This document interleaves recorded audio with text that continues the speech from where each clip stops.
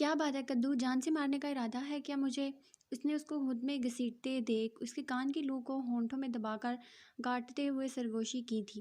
وہ تو کب سے جاگ گیا تھا، بس اس کے جاگنے کے انتظار میں تھا، جو اس کے گرد باہوں کا گھیر بنائے اس کے سینے پر قبضہ جمائے سو رہی تھی۔ اس کے کاٹنے پر اس نے نیند سے ڈوبی آنکھیں آدھی کھلی کھولتے اس کی طرف دیکھتے ہوئے کہا تھا، پتہ ہے کب سے بہکائے جا رہی ہو، یوں ساتھ چپک کر کچھ ہو جاتا تو۔ اس کی آنکھوں پر اپنے نرم گرم لب رکھتے، اس کی کمر میں بازو خائل کرتے، اس کو خود میں چھپاتے کہا تو اس نے، جب ہی وہ اپنی حسیات بیدار ہوتے جھٹکے سے اس سے اٹھ بیٹھی تھی، اپنی شرٹ کے آگے کے کھلے دونوں بٹن کو کانپتے ہاتھوں سے بند کیا تھا اور پھر اس کے شرٹ لیس وجود کو دیکھا تھا، دل ہی دل میں خود کو گالیاں دیتی، اپنی ڈبڈباتی آنکھوں سے اس کے وجود کو اگنور کرتی، نظریں چراتی اترنے لگی تھی کہ اس نے پھر سے اس کی کمر میں ہاتھ ڈالے، اسے اپنی طرف کھینچا کہ وہ بیڈ پر گری تھی، اور وہ پھر سے اس کے اوپر جھکا کہ وہ تکلیف دے رہی ہو خود کو بھی مجھے بھی، ترس نہیں آتا تمہیں مجھ پر؟ دو سال سے ایشو، 2 سالوں سے جدائی کے اذیت ناک لمحات بھگت رہا ہوں، 2 سالوں سے تم پر حق رکھتے ہوئے بھی ادھورا ہوں، کیوں میرے جائز لمحے مجھ سے چھین رہی ہو، کیوں میری دنیا الٹ رہی ہو؟ اس کی آنکھوں میں آنکھیں ڈالے وہ کرب سے پوچھ رہا تھا، میں نے باندھا نہیں ہے ارحم آپ کو خود کے ساتھ، آپ چاہیں تو مجھے طلاق۔ اس کے باقی کے الفاظ اس کے منہ میں رہ گئے تھے جب وہ پوری شدت کے ساتھ اس کے ہونٹوں پر جھکا، وہ قطرہ قطرہ اسے پینے لگا تھا، بری طرح اس پر اپنی شدت اتارنے لگا تھا، اور جذبات کا طوفان تھمنے کا نام نہیں لے رہا تھا، اور وہ ہلکان ہوتی اس کے سینے پر مکے برسا رہی تھی اور پھر ہاتھ بے جان کر کے گرا لیے تھے، اس کی دبی دبی نکلتی سسکیوں پر ہوش میں واپس آیا تھا وہ، اور نچلے لب کو بری طرح کاٹ کر اس کی آنکھوں میں دبایا تھا۔ تمہیں پہلے چکھ لوں پھر طلاق کے بارے میں بھی سوچیں گے۔ اس کی گردن پر بنے تلوں کو دان سے کاٹتے وہ اب اپنی مونچھوں سے اس کی گردن کو سہلا رہا تھا۔ نہیں، لمبے لمبے سانس لیتے اس نے اس کی آنکھوں میں پل بھر میں دیکھتے آنکھیں شدت سے بند کی تھی، جب ہی وہ اس کی گردن پر جھکتا رات والے نشانوں کو اور گہرا کرتا چلا گیا۔ نیچے وہ ماں ہی بے آب کی طرح تڑپتی ہلکان ہو رہی تھی اور بری طرح سسک رہی تھی۔ آئندہ میرے سامنے میری زندگی کو موت دینے کی بات کی تو خود اپنے ہاتھوں سے جان لوں گا تمہاری، کڑے تیوروں سے کراتے اس کے گال پر کاٹتے بھیگا لمس چھوڑا، جاؤ اور حالت درست کرو اپنی، ناشتے کے لیے نکلیں گے تھوڑی دیر میں، تم سے اب تفصیلی ملاقات گھر جا کر ہوگی، تب تک یہ زخم بھی بھر جائیں گے کیونکہ اگلے ملنے والے زخم تمہاری ناک جان بہت مشکل سے برداشت کر پائے گی۔ اس کے کامتے گلابی وجود کو دیکھتے ہوئے اس نے کہا، ذو معنی انداز میں کہتے اس نے انٹرکام اٹھایا تھا اور وہ اپنی شرٹ ٹھیک کرتی زمین پر سے اپنا دوپٹہ اٹھاتی روتی ہوئی باتھ روم میں گم ہو گئی۔ تو کیا اب ہم اس کے ساتھ کام کریں گے؟ ٹونا نے گاڑی میں بیٹھتے پوچھا۔ مجبوری ہے اب، میں ان کو انکار نہیں کر سکتی تھی، اس نے تلسی کرڑا پر منہ سے کھولتے پوری تلسی منہ میں ڈالتے ہوئے کہا تھا، بندہ صلہ ہی مار لیتا ہے۔ ڈونا نے پوری تلسی اس کے منہ میں جاتے دیکھا تھا۔ تم کھاؤ گے؟ یہ لو، اس نے منہ میں سے تلسی ہاتھ میں پھینکتے اس کے آگے کرتے کہا، اے یو گندی، دفعہ ہو جاؤ، پھینکو اسے۔ اس نے اس کا ہاتھ پیچھے کرتے منہ کے گندے گندے زاویے بنائے۔ نہیں تو نہ سی بھلائی کا تو زمانہ ہی نہیں، اپنی ٹوٹی پھوٹی پنجابی وہ بولتے ہوئے اس نے وہ تلسی دوبارہ اپنے منہ میں ڈالی۔ فاہا تم کتنی گندی ہو۔ ڈونا نے اپنے گلے پر ہاتھ رکھے اپنی الٹی روکنے کی کوشش کی، اور تم تو جیسے ہوا کو بھی دھو کر سانس لیتے ہو نا، میں نے کون سا تمہارے منہ سے لے کر کھائی ہے؟ وہ تیزی سے تلسی چباتی کہہ رہی تھی، کبھی اس لیٹر باکس کو بند بھی رکھ لیا کرو جب دیکھو چل رہا ہوتا ہے۔ اس نے اس کے منہ کی طرف اشارہ کرتے ہوئے کہا تھا، میرا منہ میری مرضی، اینی پرابلم؟ ایک تو وسط کچھوا، اوپر سے تم جنگی جہاز، دونوں نے میری زندگی عذاب کی ہوئی ہے۔ اس نے ایک گھر کے قریب گاڑی روکتے ہوئے کہا تھا تمیز سے، اچھا میں یہاں انسلٹ کروانے نہیں آیا، میرا اپنا نام اور مقام ہے، اور مجھے یہ بتاؤ نا ذرا، تم نے یہ مجبوری والی جاسوسی کب سے شروع کر دی؟ وہ بھی اس کے ساتھ ہی گاڑی سے نیچے اترتا پوچھ رہا تھا۔ ایک تو یار تم پرسنل بہت جلدی ہو جاتے ہو، میں یہ کہہ رہی تھی کہ میرے پاس جب ڈونا جیسا بیسٹ پارٹنر موجود ہے تو مجھے اس سست کچھوے کے ساتھ کام کرنے کی کیا ضرورت ہے؟ مگر نہیں، مجھے لگتا ہے اس نے ابھی اور ذلیل ہونا ہے مجھ سے۔ اب اس نے اپنی جینز کی پاکٹ سے فریش اپ نکال کر منہ میں ڈالتے ہوئے کہا، ओ बीबी बस कर दे, लास्ट टाइम जो डंडा रस्सी वाला सीन हुआ है ना, उससे मुझे बड़ी नसीहत मिल गई है। कैसा ख्वार हुआ था उस दिन और फिर जो हुआ वो, तौबा, ये तो अल्लाह का खास करम था कि बच गए। डोना के कानों को हाथ लगाते हुए उसने कहा, एक तो डोना तुम डरते बहुत हो, दिल कर रहा है यही च्युइंगम निकाल कर तुम्हारे मुंह पर चिपका दूँ, मगर खैर कोई नहीं, अब चलो। वो उसे घसीटती आप घर की बेल बजा रही थी। हाँ, वैसे भी किसी खास चीज़ की उम्मीद नहीं है मुझे तुमसे, उनके घर क्यों जा रहे हैं हम? और उसने घर की तरफ देखते हुए कहा, ये सिबगा का घर है और वो रात से गायब है। मैंने पता करवाया और पता नहीं मुझे क्यों ऐसे लग रहा है कि उसके साथ भी। फहा ने कुछ सोचते हुए बात अधूरी छोड़ी थी। अल्लाह ना करे, ढूंढा ने एकदम कहा, जी कौन? दरवाज़ा खुला था और एक औरत सामने आई। मैं पुलिस डिपार्टमेंट से हूँ, मुझे सिबगा के मुतालिक कुछ इन्फॉर्मेशन चाहिए। उसने उस सूजी आंखों वाली औरत को कहा, क्या हुआ? मिल गई मेरी सिबगा, मेरी बच्ची मिल गई क्या? वो पागलों की तरह इधर उधर देखती कह रही थी, नहीं आंटी, मगर वो जल्द मिल जाएगी, आई प्रॉमिस, कुछ नहीं होगा उसे, बस आप थोड़ा सा तावन करें। उसने उनके हाथ को अपने हाथ में लेते हुए कहा था और तसल्ली दी थी। जब भी वो औरत साइड पर होते उन्हें अंदर लेकर गई। आंटी, क्या आपने अचानक से कोई तब्दीली महसूस की थी सिबगा में जो आपको बहुत अजीब लगी हो? फ़ाह ने बैठते हुए पूछा। पहले वो सबसे मिलजुल कर रहती थी, मगर फिर उसने अलग थलग रहना शुरू कर दिया था, और फिर कुछ दिनों से तो वो अपने कमरे में बंद रहने लगी थी, मोबाइल का बेहद इस्तेमाल करना, और फिर ये कि उसने अपना वार्डरोब सारा बदल दिया और अपने कपड़ों में उसने सफ़ेद कलर का इस्तेमाल करना शुरू कर दिया था। डुना के और फ़ाह के दिमाग में कुछ क्लिक हुआ था। दोनों ने एक दूसरे की तरफ देखा। आंटी, क्या आप बता सकती हैं कि उसके अलावा मज़ीद कुछ? डूना ने पूछा। हाँ, परसों उसने अपने हाथ पर एक टैटू बनाया था जिसके ऊपर एक मरी हुई चिड़िया थी, और उसके अलावा वो विसल पर एक अजीब सी धुन गुनगुनाती थी। उन्होंने आंसू साफ करते हुए कहा था, आंटी क्या आप वो विसल कर सकती हैं प्लीज़? ये बहुत ज़रूरी है, कुछ भी ऐसा उस जैसा थोड़ा सा। फ़ाहा ने इल्तिजाई अंदाज में कहा, वो हाँ, मैं वो विसल कर नहीं सकती बेटा, मगर मगर क्या आंटी? डूना ने पूछा। मैं जब परसों अपनी बहन से बात कर रही थी तो मेरे साथ बैठी वो विसलिंग करती वही धुन गुनगुना रही थी। मेरे मोबाइल में कॉल रिकॉर्ड्स होती हैं तो उसमें उसकी विसल भी रिकॉर्ड होगी। अगर तुम लोगों को कुछ हेल्प मिल जाए उससे तो रुको, मैं मोबाइल लेकर आती हूँ। वो कहती मोबाइल लेने चली पड़ी। फ़हा, वो मरी हुई चिड़िया वाला टैटू तो हर डेड बॉडी की बात पर होता है। वो सफ़ेद लिबास तो उस गुड़िया का होता है जो उस डेड बॉडी के पास से मिल गया, और रेसलिंग वाली बात भी सेम है। यानी जितनी भी अमवात हुई हैं वो सब लड़कियाँ खास धुन विसल करती थी। अगर ये दोनों हमें मिल जाए ना तो ये हमारे लिए बहुत ज़रूरी है। मगर टाइम बहुत कम है डूना, हमें सिबा को हर हाल में बचाना होगा। फ़ाहा ने पुरसोच अंदाज में कहा, ये मेरा मोबाइल बेटा। आंटी ने मोबाइल निकाल कर दिया जिसकी सारी रिकॉर्डिंग फ़ाहा ने अपने मोबाइल की कन्वर्ट की थी। फिर सिबा का नंबर लेती वो वहाँ से निकली थी। डूना, नंबर ट्रेस करो टैब पर। उसके गाड़ी में बैठते कहा था। नो, लोकेशन सिग्नल नहीं दे रहा। डोना ने मायूसी से कहा था, तुम चेक करते रहो, कभी तो सिग्नल्स शो होंगे, लास्ट टाइम की लोकेशन चेक करो। फ़ाहा ने मोड़ काटते हुए कहा था। बेदिया रोड के बाद कोई लोकेशन नहीं मिली। उसने नफ़ी में सर हिलाते हुए कहा था, शिट डैम, रिकॉर्डिंग्स भिजवा दो स्टूडियो और बोलो ये धुन प्ले करके क्लियर एक नोट बना दें। उसने अगला हुक्म जारी किया। उसका अंदर का स्पाई बुरी तरह जागा था। फिरोजपुर रोड, फ़ाहा, लोकेशन शो हो गई है। डुना तकरीबन उछला था। टैब पर ग्रीन सिग्नल ब्लिंक हुए। डुना, लगता है आज हुदा भी हमारे साथ दे रहा है, उसने खुशी से कहा। It's turn. फ़ाहा, तेज़ चलाओ, हम 10 मिनट के फासले पर हैं। उसने माथे से पसीना साफ करते हुए कहा। 7 मिनट्स, 5 मिनट्स, 3 मिनट्स, 2 मिनट्स। फ़ाहा, हम इसके बेहद करीब हैं, उसने जोश से कहा। तुम हाइसम को कुछ भी नहीं बताओगे? हमने उसे पकड़ लिया तो ये जीत हमारी होगी, उसने पुरजोश होते हुए कहा था। फ़ाहा, उस गली में हम शायद उससे 2 मीटर की दूरी पर हैं, डूना ने कहा था। ये शॉप उसके पास से। फ़ाहा ने अब सिबगा के मोबाइल पर कॉल की थी और मोबाइल एक पास खड़ी गाड़ी के अंदर बज रहा था। ओ माय गॉड, डोना, इस गाड़ी के अंदर से आवाज़ आ रही है, मतलब वो इस शॉप में। फ़ाहा ने गाड़ी के शीशे पर झांकते हुए अंदर ब्लिंक होते मोबाइल को देखा, जबकि शटर गड़ी दुकान की तरफ उसकी और डोना की पुश्त थी। इससे पहले कि वो कुछ और कहती, किसी ने बड़ी होशियारी से लोहे की राड डोना के सर पर मारी थी और फ़ाहा के मुंह पर हाथ रखे पीछे की तरफ कदम लिए थे और घसीटता हुआ उसे अंदर की तरफ ले गया था और फिर से दुकान का शटर गिरा दिया था। कौन हो तुम? उसके जिस्म से अजीब से खून की स्मेल बर्दाश्त करते हुए फ़ाहा ने कहा था। मौत, तुम्हारी मौत। लड़कियों जैसी आवाज़ निकालते वो उसी के स्टाइल में डरते डरते बोला, तुम्हें क्या लगा कि तुम मुझे इतनी आसानी से ट्रैप कर लोगे और जीत जाओगे? हाँ हाँ, सिबा को ढूंढ रही हो? वो ठेका लगाते हुए उसको घूमता हुआ वहाँ आया कि वो पूरी तरह से घूमते पीछे को जा गिरी। पुलिस से हो, स्पाई हो और कैसे काम रही हो, बेबी बी ब्रेव। वो चेहरे पर मास्क लगाए, सब आंखों से उसके आगे अपना हाथ सजाए, टोहनों के बल बैठता हुआ बोला, तुम्हें क्या लगता है तुम बच जाओगे मुझसे? क्या कर लोगे ज़्यादा से ज़्यादा? तुम तो हो ही एक सफाक इंसान, और सफाक इंसान से ना मैं डरती हूँ ना ही जुल्म सहती हूँ। फ़हा सुल्तान चौधरी नाम है मेरा। फ़हा ने कांपते हुए जिस्म के साथ खुद का लहजा मजबूत करते कहा था, जबकि अंदर से वो बुरी तरह डरी हुई थी। नाइस नेम, हुस्न में नज़ाकत भी है। आज बरसों बाद कोई दिल को भाई है।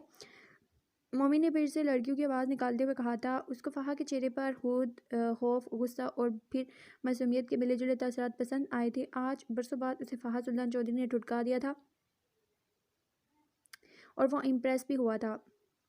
ऐसा ही करता था जब वो पकड़े जाने का खदशा होता या फिर कोई पीछा करने लगता, तो वो मिनटों में खुद के रूप को बेरबल के रूप में ढाल लेता था। बकवास बंद करो और सरेंडर कर दो खुद को, फ़हा ने डरते डरते कहा था। हाँ हाँ, अब तुम बताओगी कि एक सीरियल किलर को कि उसे क्या करना चाहिए क्या नहीं। तुम खूबसूरत हो मगर मेरे किस काम की? अब चूंकि तुमने मुझसे मिल लिया है तो यकीनन तुम जिंदा बच गई हो, तो बहुत कुछ बकोगी। मगर मेरा तुम्हें मारने का भी बिल्कुल दिल नहीं कर रहा, तो क्यों ना तुम्हारी ज़ुबान काट कर तुम्हारे पाँव में काट दिया जाए, और तुम्हारे दिमाग की वो महसूस नस भी काट दी जाए जिसे तुम्हें मेमोरी लॉस डिसऑर्डर हो जाए। वो फिर से जानदार कहकर लगाते हुए उसके इर्द गिर्द चक्कर काटते हुए कह रहा था, और फिर अचानक उसने शॉप में पड़ा हथौड़ा उठाया और हाथ में घुमाया, जिसे देखकर फाहा का रंग उड़ा था। तो तुम चुप, पहले मैं तुम्हारे पाँव काटूंगा। उसकी टांग को पकड़कर खींचते उसने हवा में कुल्हाड़ा घुमाते उसकी टांग पर वार किया था कि उसकी दिलहराश चीख हुआ में गूंजी थी। उसकी दिलहराश चीखें फिजा में गूंजी थी, मगर वो सिर्फ उसको अपनी चीखों से भटका रही थी। चूंकि वो कराटा ब्लैक बेल्ट थी, इसलिए उसने अपनी टांगों को मोड़कर ऊपर की तरफ उठाकर खुद घुमाया था। उसके कुल्हाड़े का वार हाली किया था और फिर उसके मांस की तरफ हाथ बढ़ाया था। वो पक्की कुल्हाड़ी थी तो वो भी कम नहीं था। उसने उसकी नाजुक बाजू को झटके से पकड़कर खींचा था। इससे पहले कि वो बाजू मरोड़ता, उसने अपनी टांग से उसके पेट पर किक किया। दर्द से बिलबिलाते मम्मी ने शूज़ में रखे तेज धार चाकू से उसकी बाजू पर हिट किया था कि उसकी शर्ट बाजू से लेकर शोल्डर तक फट गई थी और खून रिसने लगा था। प्लीज़ मुझे छोड़ो। वो उसकी वही गहरे कट वाली बाजू मरोड़ के अब उसकी गर्दन की पुष्ट पर लगा चुका था। इस कदर उसे दर्द हुआ था, अपना बहता खून देखकर अपनी बाजू में खींच पड़ती महसूस इतनी हुई थी कि उसे लगा था कि उसकी बाजू की हड्डी टूट जाएगी। लड़ो ना, तुम क्या चैंपियन रही हो किसी चीज़ में, कच्ची कुली? आप, वो अपना गंदा हाथ उसकी गर्दन से नीचे सरसराते पूछ रहा था। फ़हा की जान हलक में आई थी। उसने उसकी गर्दन की हदूद पार करते वहाँ से शर्ट चाक कर के चाकू से क्रॉस बनाया था।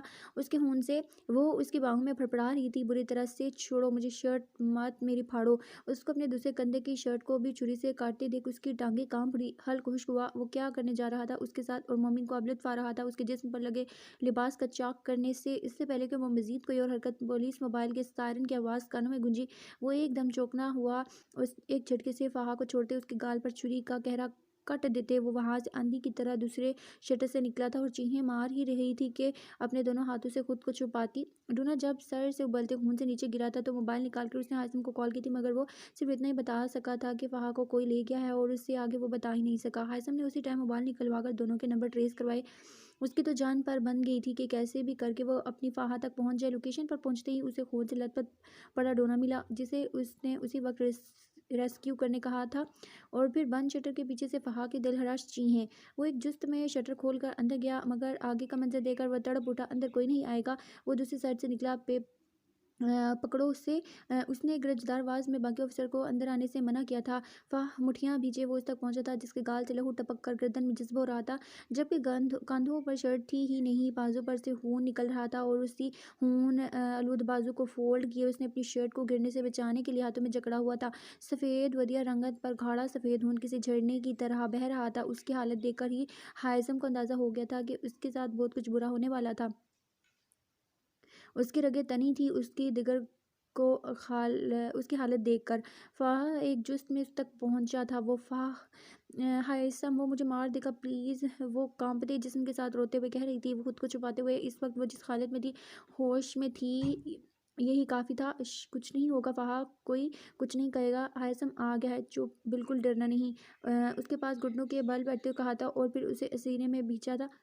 बड़ा बेहतियार लम्हा था। उसकी मोहब्बत उसके सामने जिस हालत में थी, उसका दिल चाह रहा था आग लगा दे उस शख्स को जिसने उसे जख्म दिए हैं।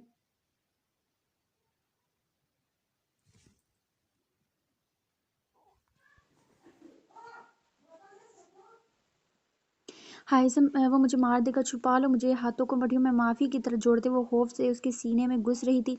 बस ना फ़ाहा, मत रो, मुझे तकलीफ़ हो रही है। ऐसी तो नहीं थी मेरी फ़ाहा तो स्ट्रोंग है ना। उसने उसके माथे से बाल पीछे करते हुए उसकी पेशानी पर अपनी मोहब्बत की पहली मोहर जब्त की, फिर अपनी शर्ट उतार कर उसे पहनाई। छोड़ो मुझे, मत करो प्लीज़, मुझे मारो, मेरी शर्ट मत फाड़ो, वो एक बार फिर किसी ट्रांस कैफियत में कह रही थी, और फिर होश से बेगाना हुई उसकी बाहों में झूल गई। हाइसम ने उसकी फटी शर्ट अपनी पहनाई गई शर्ट के नीचे से खींच कर परे फेंकी, और फिर उसके नाजुक वजूद को बाहों में उठाए बाहर आया और उसे गाड़ी में डाला। हॉस्पिटल चलो, उसका सर अपनी गोद में रखे गाड़ी में बैठते उसने कहा, जिन जबकि आंखों में अब नमी चमकने लगी थी। इसलिए कहता था मैं तुम्हें, फ़ाहा मत करो ये सब। पागल, मैं क्यों तुम्हारी कामयाबी से जलूंगा? बस इसीलिए डरता था मैं तुम्हें कोने से अपनी इज्जत की धज्जियां उड़ाने से। मेरे दिल से पूछो फ़ाहा, तुम्हें ऐसे देखकर कितना सुलग रहा हूं मैं। उसके गाल पर से टिश्यू से खून साफ करते वो अब उसके चेहरे के हर नक्श को याद कर रहा था। तकलीफें उसके पूर पूर से रस रही थी, और वो अगर होश में होती तो कभी भी ना ऐसे इतने सुकून से उसकी गोद में सर रखे पड़ी होती, बल्कि उसे गुजा कर देती बल्कि उसे गंजा कर देती चंद सेकंड्स में ही। मेरी पोती डंडा ही मेरा वाहिद सहारा है। हेलो पिंक चमक छेलो सुस्त कछुए। वो उसे सारे लफ्ज़ याद करता नम आंखों से मुस्कुराया। वो जिससे शुरू शुरू में वो खुद चिढ़ता था, वो उसके लिए इतनी अहम हो जाएगी, उसने कभी सोचा भी नहीं था। ये लड़ाई मोहब्बत में बदल जाएगी, कभी उसके वहम और गुमान में नहीं था। मैडम, आपको प्रिंसिपल सर बुला रहे हैं, मुंतहा को पियन ने आकर कहा। जी, वो कहते उठकर प्रिंसिपल ऑफिस की तरफ बढ़ी। आओ मुंतहा बेटा, ये मिसेस बिशाम है, तुम इनसे बात कर लो और डिस्कस कर लो, मैं ज़रा राउंड लेकर आता हूँ। वो मुंतहा को बैठने का इशारा करते बोले। अस्सलाम वालेकुम, मुंतहा ने बैठते कहा। वालेकुम सलाम। लड़की, क्या तुम अपनी बात से मुकरोगी तो नहीं? ये ना हो कि 2 दिन बाद तुम अपने वादे से मुकर कर भाग जाओ। सामने बैठी स्टाइलिश सी खातून ने कड़े लहजे में पूछा था। नहीं, आप चाहें तो जिस मर्जी पेपर पर साइन करवा ले, मैं सब्र और बर्दाश्त से काम लूंगी। बस मुझे मेरे भाई और तुम्हारे भाई की स्टडी की सारी जिम्मेदारी मेरी है, और तुम्हारी इज्जत की भी गारंटी देती हूँ मैं। इसके अलावा तुम्हें रोज़ खाना और हर महीने 10,000 अलग से मिला करेंगे। वो उन्हें रूम, और तुम्हें ऐसे रूम जहाँ तुम रह सकोगी। उसके अलावा अगर कोई तुम्हारी डिमांड है तो बता दो। मिसेस बिशाम ने बगैर किसी तासर के कहा। नहीं, कोई डिमांड नहीं, मुंतहा ने भी बेतासुर लहजे में कहा। वेरी गुड, जैसा तुम चाहती हो वैसा ही होगा, मगर बदले में मुझे कोई मिस नहीं चाहिए। मतलब जो जैसा तुमको बता रही हो वैसा ही हो। मेरी ननद का तुम्हें अपनी जान से भी बढ़कर ख्याल रखना है, और एक बात को मैं बार बार दोहराने की कायल नहीं हूँ। मिसेस बेशाम ने अपनी चेक बुक निकालते हुए कहा था। जी, मुंतहा ने अपने सामने बैठी औरत को देखते रश्क किया था। क्या कुछ नहीं था उसके पास? सब कुछ तो था। खूबसूरती पर सुकून आराम, सारी आसाइशें। हाँ, वो दोनों औरतें ही तो थीं, मगर दोनों की किस्मत एक दूसरे से बहुत अलग। उसके चेहरे के पर तलख मुस्कुराहट आई थी। बात हो गई आपकी? इतनी देर में प्रिंसिपल साहब ने अंदर आते हुए कहा। ये चेक है अहमद भाई, इसके भाई के 1 साल के सारे ड्यूज, बोर्डिंग के एक्सपेंसेस और यूनिफॉर्म और बुक्स के भी। अगर कम है तो आप बता दें। मिसेस बिशाम ने चेक प्रिंसिपल को देते हुए कहा था। नहीं, ये तो बहुत ज़्यादा है, बल्कि बच भी जाएंगे इसमें से। प्रिंसिपल ने चेक पर लिखी अमाउंट देखते हुए कहा। तो ठीक है, जो बच जाएंगे आप इसमें से इस बच्चे को ये चॉकलेट्स और उसकी पसंद की चीज़ें ला देना। और एक और बात, चूंकि इनके पेरेंट्स नहीं है तो इस बच्चे को यहाँ किसी किस्म की तकलीफ ना हो। मिसेस बिशाम को सारी बात प्रिंसिपल पहले ही बता चुके थे फ़ोन पर, इसलिए वो उन्हें उसकी केयर की तलकीन कर रही थी। मधा ने एक पल को सामने बैठी औरत के चेहरे को देखा था, जो चेहरे से सख्त असरात वाली कड़वी लग रही थी, मगर दिल इतना नरम था, या शायद वो शेरी के लिए कुछ एक्स्ट्रा कर रही थी, इसलिए उसे फील हो रहा था। जी ठीक है भाभी, प्रिंसिपल ने मुस्कुराते हुए कहा। सुनो लड़की, 10 मिनट में तुम्हारे पास पार्किंग एरिया में मैं तुम्हारा इंतजार कर रही हूँ, तुम अपने भाई से मिलकर आ जाना। वो आंखों पर गूगल चढ़ाए कहती बाहर निकल गई थी। जाओ बेटा, अल्लाह तुम्हें हर मुश्किल में कामयाब करे। प्रिंसिपल ने मुंतहा के सर पर हाथ रखते हुए दुआ दी थी, और वो भी सारी लाती बाहर आई थी। सामने चेयर पर शेरी बैठा था, वह चलती हुई इसके पास आई थी। शेरी, मुझे जॉब मिल गई है, अब मिसेस बिशाम के साथ मैं उनके घर जा रही हूँ, तो मैं रात तक तुम्हारे इस्तेमाल की सब चीज़ें मिल जाएंगी। अपना बहुत सारा ख्याल रखना और दिल लगाकर पढ़ना। उसने उसका माथा चूमते हुए कहा था। अब हम कहाँ कब मिलेंगे आप ही? शेरी ने बड़ाई आवाज़ में पूछा था। बहुत जल्द इंशाल्लाह, मुंतहा ने उसको सीने में बींचते हुए कहा था। मैंने कभी भी नहीं सोचा था कि मैं मामा बाबा के बाद इस तरह आपसे भी अलग हो जाऊंगा, और अकेला। वो अब रोने लगा। मेरा भाई बहुत स्ट्रोंग है, वो कमज़ोर नहीं पड़ सकता। बाज़ दफ़ा हालात से लड़ना मुश्किल होता है, नामुमकिन नहीं। हम एक दिन इंशाल्लाह अपनी आजमाई से ज़रूर निकलेंगे। तब तक मेरी हिम्मत बने रहो, और अब रोना नहीं, चलती हूँ मैं। अपने हाथ से उसके आंसू साफ करते उसे तसल्ली देते कहा। फिर उसके गले लगे वो उसको समझाकर उससे अलविदा हुई थी और गाड़ी तक आई थी। दरवाज़ा खोलकर सिगरेट सिमटी पीछे ही मिसेस बिशाम के साथ बैठी थी। گاڑی اسلام آباد کی خوبصورت سڑکوں سے ہوتی ہوئی آپ ایک عالیشان گھر کے اندر داخل ہوئی۔ جدید طرز کا اسٹائلش سا بنا ہوا یہ گھر اپنی مثال آپ تھا۔ مسز بشام کے اترتی وہ بھی اپنا ہینڈ کیری لیے اتری۔ وہ ٹک ٹک کرتی آگے چل رہی تھی اور وہ پیچھے۔ ڈائننگ روم میں داخل ہوتے ہی اسے یہ احساس ہوا تھا کہ اس کے گھر کا رپٹ سے لے کر پردوں اور ڈیکوریشن پیسز سے لے کر ہر چیز اس گھر کے کارپیٹ سے لے کر پردوں اور ڈیکوریشن پیسز سے لے کر ہر چیز لاکھوں کی مالکیت تھی۔ اللہ بھی کسی کو نوازنے پر آتا ہے تو بے حد نوازتا ہے، اور کسی کو پرکھنے پر آتا ہے تو جو اس کے پاس ہوتا ہے وہ بھی چھین لیتا ہے۔ سغرا مسز بشام نے بیگم صوفے پر بیٹھتے ملازمہ کو آواز دی۔ G B be. ملازمہ بوتل کے جن کی طرح حاضر ہوئی۔ دیکھو یہ پنکی کی نیو کیئر ٹیکن ہے، اس کو اس کے روم میں پہنچا دو اور باقی ملازموں کی طرح ان کا کھانا بھی دیکھ لینا۔ مسز بشام نے موبائل پر ایک نمبر ڈائل کرتے کہا اور پھر موبائل کان سے لگاتے ہوئے باتیں کرتی سیڑھیاں چڑھنے لگی۔ کیا نام ہے تمہارا؟ سغرا نے اس چھوٹی موئی سی لڑکی کو دیکھتے ہوئے کہا۔ منتہا۔ اس نے ایک لفظی جواب دیا۔ لڑکی تمہیں اپنی جان عزیز نہیں کیوں اپنی زندگی تباہ کرنی ہے؟ سغرا نے رازداری سے کہا تھا۔ زندگی اپنی ہے ہی کب، اب تو بس فرض ہے ایک کندھوں پر اس کے لیے ڈھونڈا ہے خود کو کہ اس کی زندگی سنور جائے۔ اس نے گہری سانس ہوا کے سپرد کرتے ہوئے کہا تھا۔ کیا مطلب؟ سغرا نے ناسمجھی سے کہا تھا۔ کچھ نہیں، منتہا نے اس کے رکتے ہی رک کر کہا۔ یہ پنکی بیٹی کا روم ہے، کسی چیز کی ضرورت ہوئی تو انٹرکام پر اطلاع دے دینا، میں چلتی ہوں۔ سغرا کہتے ہی دروازے کے پاس چھوڑتی خوف سے مڑی تھی۔ منتہا نے اس کو پھرتی سے بھاگتے دیکھا تھا اور پھر دروازے کی نوک پر ہاتھ رکھے ہینڈل گھمایا تھا۔ دروازہ کھل گیا تھا۔ پورا روم پنک کلر کے رنگوں سے سجا ہوا تھا، پردوں سے لے کر بیڈ شیٹ کی چادر تک، مگر پورا کمرہ پھیلا ہوا تھا، جبکہ بستر پر 19 سالہ لڑکی دو چوٹیاں بنائے اونھے منہ پڑی تھی، سلیپنگ سوٹ پہنے۔ منتہا نے زمین پر بکھرے کوشن اٹھانے شروع کیے تھے، بغیر آواز کیے اسے لگا کہ شاید وہ سو رہی ہے۔ ابھی وہ زمین پر بکھری چادر اٹھانے لگی تھی کہ پورے کمرے میں ایک بھیانک ہنسی گونجی تھی، جس پر منتہا نے کانوں پر ہاتھ رکھے تھے اور خوف سے کانپنے لگی تھی۔ یہ بہت پرانی بات ہے، مگر پھر بھی مجھے یاد ہے اچھی طرح۔ مسٹر ولید خان میرے پاس آئے تھے یہ پزل باکس بنوانے، اور پزل باکس کا ڈیزائن بھی انہوں نے ہی مجھے بنانے کے لیے کہا تھا۔ پزل کمپنی کے اونر نے اسے کہا تھا یہ کرنے کے لیے۔ کیا آپ کو معلوم ہے کہ وہ یہ اسپیشل باکسز کس مقصد کے لیے بنوا رہے تھے؟ ارسلان نے پوچھا تھا۔ ناٹ شور، بٹ انہیں یہ شور تھا کہ ایک دن یہ باکسز کھلیں گے ضرور۔ سپٹمبر نے کہا تھا۔ کیا مطلب؟ میں سمجھا نہیں، ہرسم نے ناسمجھی سے کہا تھا۔ ان باکسز کے اندر جو لیکوڈ جیل ہے مسٹر ارسم، وہ ہائیڈروجن مکس کرنے سے مولڈ ہو جائے گی اور پھر کچھ لفظ بنیں گے، میں بس اتنا جانتا ہوں، مگر آدھے لفظ اس باکس کے اندر ہیں اور آدھے لفظ جیسے دوسرے باکس کے اندر، جسے آپ کو ڈھونڈنا ہوگا، اور اگر وہ بھی آپ کے پاس ہیں تو ویل اینڈ گڈ، پھر آپ کو زیادہ مشکل نہیں ہوگی، میں بس یہاں تک جانتا ہوں۔ سپٹمبر نے ہاتھوں کو ملاتے شائستہ انگریزی میں ارسم کو پوری بات بتائی تھی۔ شکریہ سس، میرے لیے اتنی انفارمیشن کافی ہے۔ Once again thank you. کیا اس کو اوپن کرنے کا کوئی خاص طریقہ ہے؟ ارسم نے کہا تھا۔ ہاں، یہ کلر ملانے سے اوپن نہیں ہوگا، بلکہ اس ٹیگ پر جب آپ فنگر پریس کریں گے تو اس میں سے ایک خاص دھن نکلے گی۔ اس دھن کے نکلتے ہی اس کے اختتام پر فوراً آپ کو جس کے لیے پزل باکس بنایا گیا ہے اس کا نام لینا ہوگا، تب یہ آٹومیٹک لاک سے سارے کارنر الگ کر دے گا اور اس کا جیل ایک بلاک میں جمع ہو جائے گا جسے آپ آسانی سے نکال سکیں گے۔ سپٹمبر نے پزل باکس کے نیچے کی طرف اشارہ کرتے ہوئے کہا تھا۔ مگر چونکہ اس پزل باکس کو جن کے لیے یہ پزل باکس بنائے گئے ہیں ان کی آواز کو سگنلز پر سیٹ کیا گیا ہے، اس لیے یہ تب تک نہیں کھلیں گے جب تک اس پزل باکس کا اونر خود اپنا نام نہیں لے گا۔ سپٹمبر نے ایک اور بات اسے بتاتے ہوئے کہا۔ اوکے اگین تھینک یو، ارسم نے خوش دلی سے کہا، پھر ہاتھ ملاتا وہاں سے نکلا اور گاڑی میں آ کر بیٹھا۔ واقعی اگر وہ ساری زندگی بھی اس پزل باکس کو اپنے پاس رکھتا تب بھی وہ یہ سب نہ جان پاتا جو اسے سپٹمبر نے بتایا تھا۔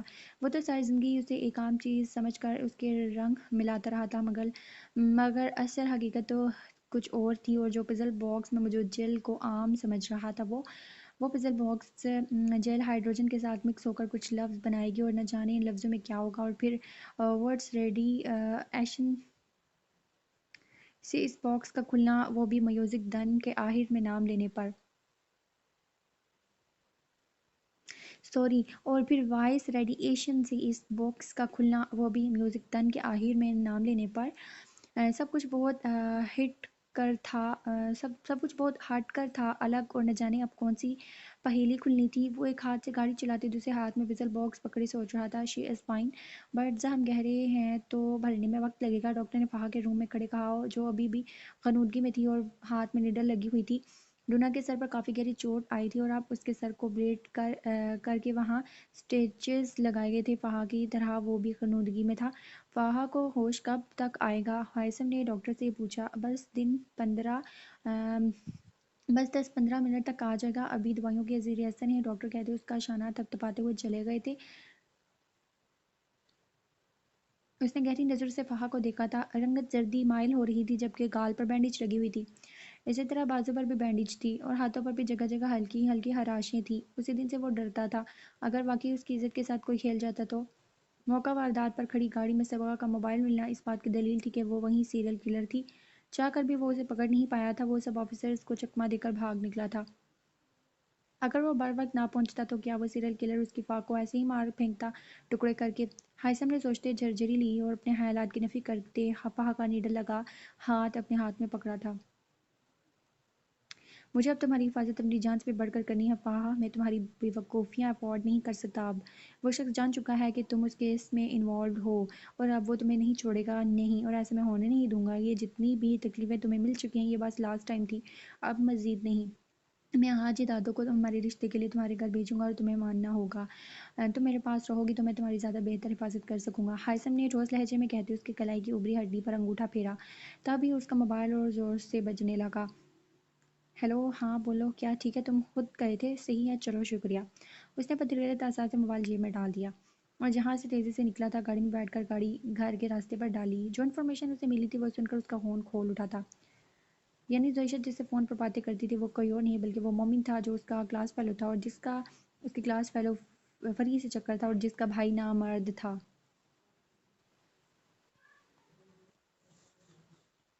پھر اچانک اس واقعے کے بعد فری، بیربل اور مومن نے یونیورسٹی چھوڑ دی تھی، تینوں لاپتہ ہو گئے تھے، اور اب جو خبر اسے معلوم ہوئی تھی وہ یہ کہ مومن نے بھی اپنے بھائی کی محبت میں اپنی نامردی گنوا دی تھی۔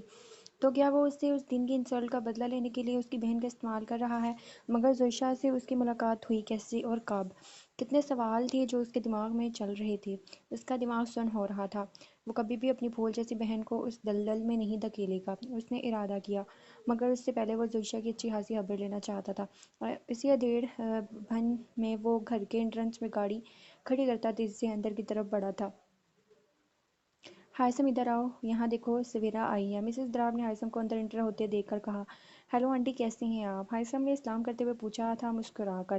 میں تو بالکل ٹھیک ہوں، بلکہ آج تو اپنے گھر کے لیے خوشی مانگنے آئی ہوں، مگر مسز دراب نے کہا کہ وہ تمہارے مشورے کے بغیر کوئی بھی فیصلہ نہیں لے سکتے۔ انہوں نے مسکراتے ہوئے کہا تھا، دادو کا حق ہے ہم پر اور مجھے ان کا ہر فیصلہ منظور ہے، مگر ایسا کیا جو میرے مشورے کے بغیر نہیں ہو سکتا؟ ہائثم نے ناسمجھی سے اپنی دادی کو دیکھتے ہوئے کہا، اصل میں سویرا ارسم کے لیے زویشہ کا رشتہ لے کر رہی ہے۔ بھائی سچی پوچھو تو مجھے کوئی اعتراض نہیں، کیونکہ سویرا کی تربیت میں کوئی کھوٹ نہیں، اور پھر میں اس دن پرسنلی بھی ارسم سے ملی بھی تھی۔ مجھے تو منظور ہے، زویشہ کے لیے ارسم سے بیسٹ آپشن کوئی نہیں ہو سکتا۔ بس اب تمہاری ہاں کی ضرورت ہے، اور پھر زویشہ سے بھی پوچھ۔ زویشہ کا وہی فیصلہ ہوگا جو دادو کا ہوگا اور ہم سب کا، اس سے کیا اعتراض ہوگا بھلا؟ مگر ہاں، مجھے کچھ کہنا ہے آپ دونوں سے۔ ہائثم نے اس کی بات کاٹتے کچھ سوچتے ہوئے کہا، ہاں ہاں بیٹا بولو۔ سویرا رندھاوا نے خوش دلی سے پوچھا تھا، آنٹی میری بات کو غلط مت لیجیے گا، میں نہیں جانتا کب کیسے، مگر آئی لائک فہا۔ ان فیکٹ میں آج تو دادو سے بات بھی کرنے والا تھا رشتے کے لیے، مگر اچھا ہی ہوا آپ سے بھی ملاقات ہو گئی۔ یہ مت سمجھیے گا کہ میں نے شاید رشتے کے بدلے میں یہ بات کی ہے، مگر میرے نزدیک چاہنا غلط نہیں ہے۔ کیا آپ مجھے فہا دے سکتی ہیں؟ اس نے امید بھری نظروں سے ان کی طرف دیکھتے ہوئے کہا تھا۔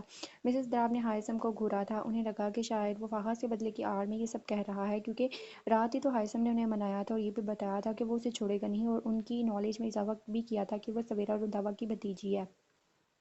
بیٹا میں تمہاری بات ارسم کے آگے رکھ سکتی ہوں، مجھے تو کوئی اعتراض نہیں، میری مارشو کو کوئی چاہنے والا مل جائے گا تو اس سے بہتر بات کیا ہو سکتی ہے، مگر آخری فیصلہ تو اس کے بھائی کا ہے، مگر تم فکر نہ کرو، میں پازیٹیو جواب ہی دوں گی، انہوں نے خوش ہوتے ہوئے بتایا تھا۔ آنٹی میں بہت پریشان ہوں فہا کو لے کر، ایکچولی اس نے آج ہائثم نے ساری بات بتائی تھی ان کو۔ کیا وہ ٹھیک تو ہے؟ زیادہ چوٹ تو نہیں آئی؟ وہ گھبرا کر اٹھی تھیں۔ ریلیکس آنٹی، وہ ٹھیک ہے، مگر اب ہمیں اس کو بچانے کے لیے کچھ کرنا ہوگا۔ کب تक अपनी बेवकूफ़ी के हाथों वो अपने साथ साथ सबकी जान सूली पर लटकाएगी। I am sorry aunty, but मैं आप उसे लेकर कोई रिस्क नहीं ले सकता। आपको नहीं पता, मगर वो अब दिल पर कुंदा हो गई है, कभी ना उतरने के लिए, उसने खुले लफ्ज़ों में इजहार की करते हुए कहा था। उसके लहजे में फाहा के लिए परेशानी और तकलीफ देखकर मिसेस द्राबर सवेरा रंधावा गहरा मुस्कुरा गई थी। हायसम, आई विल प्रॉमिस यू, तुम्हारी फाहा तुम तक ज़रूर पहुंचेगी, सवेरा रंधावा ने उसकी तरफ देखते ठोस लहजे में कहा। Thank you aunty for trusting मी, उसने तशकराना लहजे में कहा। उठो यहाँ से, वो चीखी थी। रिलैक्स बीबी, ये प्लान है तुम्हारा रंधावा, प्लीज नहीं, अरहम ने उसके कंधे पर दोबारा सर रखते हुए कहा।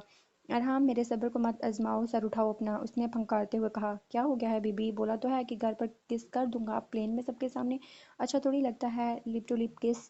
उसने कदर ऊंची आवाज़ में इर्द गिर्द के लोगों को अपनी शगुफ्ता अंग्रेजी में बोलते सुनवाते हुए कहा। उसके और अपने लब पर बारी बारी फिंगर रखते।